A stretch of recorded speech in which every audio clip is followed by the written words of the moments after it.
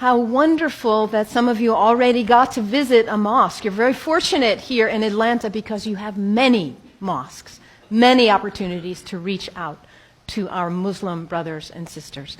In the whole state of Vermont, where I hail from, we have one. So you have no reason to not visit. It's right around the corner from you. There are mosques everywhere. And it's important that we visit because Islam is the most misunderstood and the most maligned religion in the world today. We are being whipped up into fear of Muslims. And when we are afraid, we're stupid, actually. We're operating out of just that reptilian part of our brain. When we're afraid, we don't have access to our higher functionings, our whole self, the power of the knowledge in our hearts, our whole being. We're resigned to a small place of living. Ali, the son-in-law of the Prophet, says, people are afraid of what they don't understand. So my hope today is to share with you a little bit about what I love about Islam in order to invite you to a place of more understanding and less fear. Islam is very practical. If you are looking for insights about how to live a good life, how to be a good person, Islam has wonderful gems to offer to you. One of the things I love most about Islam is that it invites us to be concerned about what is the most important thing in life. To get our priorities straight. What is it for you?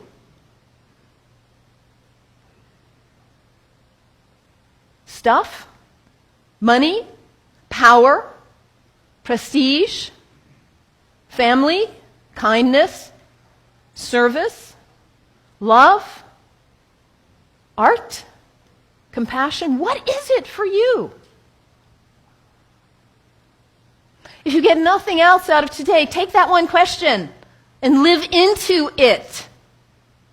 And if you don't know the answer yet, find out. What is it for you? What's most important? In Islam, the answer is very clear. La ilaha illallah, Muhammadan Rasulullah. There is nothing but the source. God, the one. How did you say it, Anthony? That love which is greater than we can know. That's what matters. And Muhammad is his prophet. Is the prophet of love. La ilaha illallah, Muhammadan Rasulullah. And the thing about us humans, when we get that clarity, we know what's important. What do we do with that? We forget. That's who we are. We humans, we are the great forgetters. How many of you made a New Year's resolution back on January 1st? How are you doing with it now? Let's be honest. How were you doing January 7th? We get this high resolve and this clarity, and then we get caught up in all the distractions, all the things pulling our attention here and there, and we forget. That poet, Mary Oliver, says, what is it you plan to do with your one wild and precious life? What is it? In order to not waste our life, we need to regularly hit that reset button, come on back to center, to our heart, to what we know is really why we are here, what we know is really important.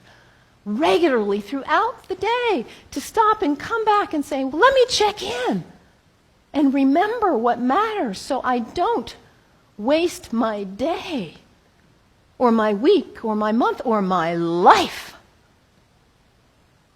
And for Muslims, this is prayer, salat, It is the second pillar of Islam. The first pillar, la ilaha illallah, to know what matters. And the second pillar is to hit that reset button in order to regularly come back to center and remember what really matters. And for Muslims, this is not an activity in the head. It's an activity of the whole body. Allah Akbar, Allahu Akbar. Bismillah ar-Rahman ar-Rahim. Alhamdulillah, Rabbil Alameen. Ar-Rahman ar-Rahim. Malik Yawmiddin.